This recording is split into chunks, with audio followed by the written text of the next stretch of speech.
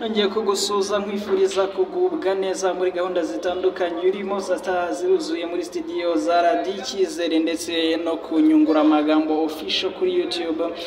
Nitwa Kayumba Abdara nje kukugezaho amakuru agezweho muri aka kanya. Turahera mu Rwanda tubabwire ko umugaba wungirije umukuru w'ingabo z'Ubushinwa Lieutenant General Huang Zuchong n'itsinda yoboye muri mu ruzinduko mu Rwanda baganiriye n'umuyobozi mukuru w'ingabo z'u Rwanda gukomeza guteza imbere umubano mu bya gisirikare ku mpande zombi. Iri tsinda ry'ubuyobozi bw'ingabo z'Ubushinwa riyobowe na Lieutenant General Huang Zuchong mu ruzinduko mu Rwanda rw'imisine kuri wa kane tariki ya 8 Kanama 2024 yakiriwe na Minisitiri w'Ingabo Juvenal Marizamunda ari kumwe n'umugaba mukuru wa RDF General Mubaraka Muganga banagirana ibiganiro. N'abantu babiri bapfiriye mu kirombo gicukurwamo amabuye y'agaciro mu murenge wa Busengo mu karere ka Gakenke ku wa kane. Ubuyobozi bw'akarere buravuga ko urupfu rwatewe no kubura umwuka. Banyakwigendera bose bakomoka mu karere ka Muhanga. Naho mu karere ka Nyagatare huzuye ibagiro rya kijyambere rifite ubushobozi bwo kubaga inka 200 n'ihene 500 ku munsi.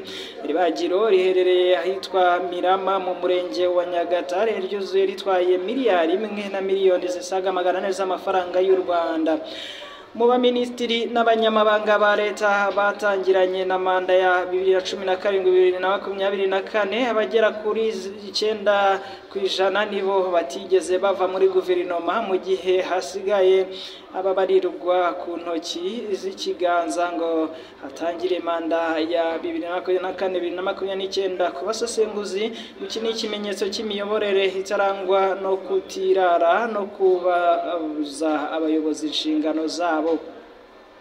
Bamwe mu bayise manda y'umuvuduko abandi bayita manda y'ubudasa. Ni manda yatangiranye n'abaminisitiri 20 n'abanyamabanga ba leta 11 ku ya 31 Kanama 2017 ubwo yakiraga indahiro z'abagize guverinoma. Perezida wa Repubulika Paul Kagame yabasabye kuzirikana ko u Rwanda ari igihugu gifite umwihariko. Senateri Uwizeyimana Evode umwe mu bahoze bagize iyi guverinoma bakaba ari umusenateri yemeza ko gushyirwa mu myanya kw'abagize guverinoma byagiye bikorwa hashingiwe ku bushobozi bwo gukemura ibibazo by'igihugu.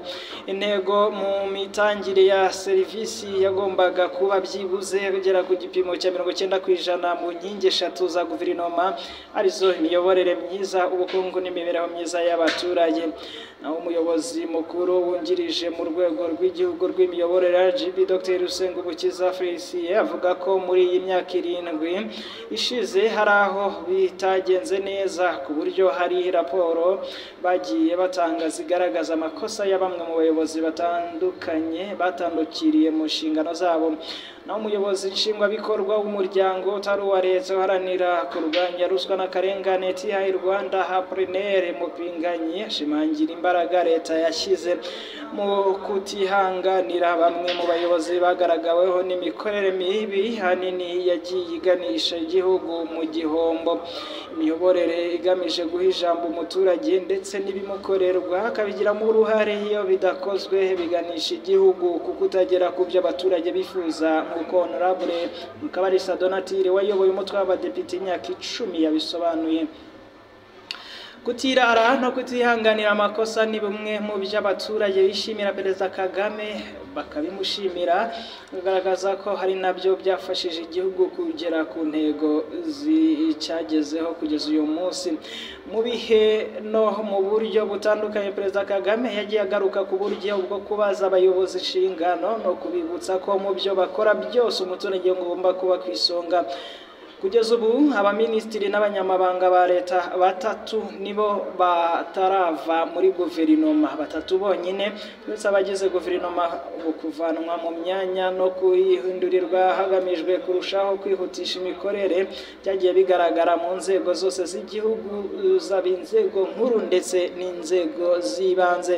Muri iyi myaka 7 kandi benshi mu bakoresheje nawe umutungo w'igihugu bisanze mu maboko atarayabo no kuvuga mu maboko y'ubutabera. dusa nk'abajya hanze gato. Repubulika Iharanira Demokarasi ya Kongo biciye muri minisitiri wayo w'ubutabera itangaje ko iteganya kujya kurega Perezida Paul Kagame mu rukiko mpuzamahanga mpanabyaha ICC. Minisitiri Constantin Mutamba amaze iminsi yibasira umukuru w'igihugu cy'u Rwanda, yabitangaje ku wa kane mu kiganiro yagiranye n'abanyamakuru b'ibitangazamakuru bikorera Kinshasa.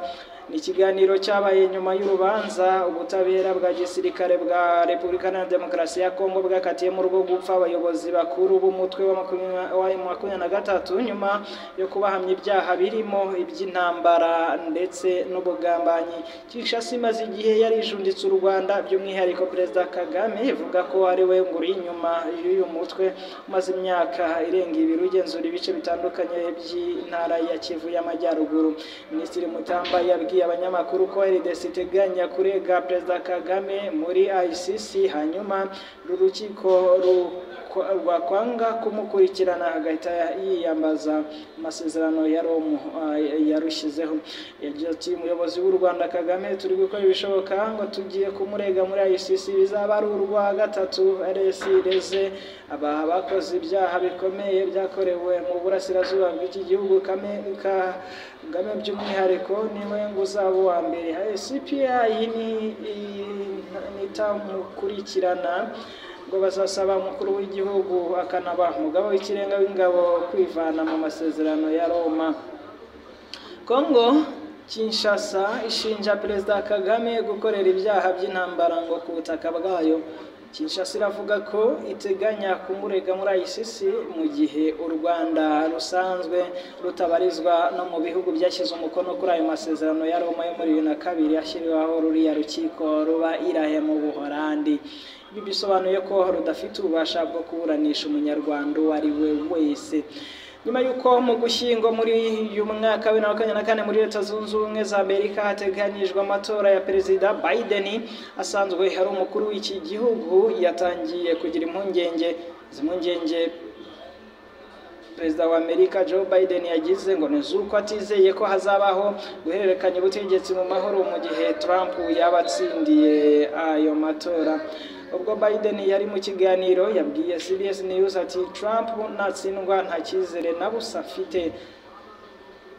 Ibyo avuze akomeje ntabwo tumuha agaciro, abakomeje ibi bintu byose bijyanye nidutsindwa. Yavuze ko hazameneka amaraso.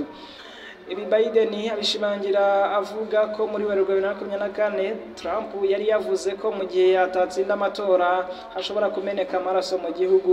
Ku rundi ruhande abashinzwe kwamamaza Trump bavuze ko ayo magambo yabirebaga by'umwihariko inganda zikora imodoka ndetse ko yakuwe mu mvugo context yo ku bushake. Gusa abademokarate barangajwe imbere na Biden bakomeza bashinja Trump ko ibyo yavugaga atari ibiganisha ku bucuruzi nk'uko ubu abe ku ruhande rwa Trump babivuga. Incamake z'amakuru kuri Radio Icyizere ndetse no kunyungura amagambo official nitwa Kayumba Abdallah, tuze gusubirana nyuma yaho.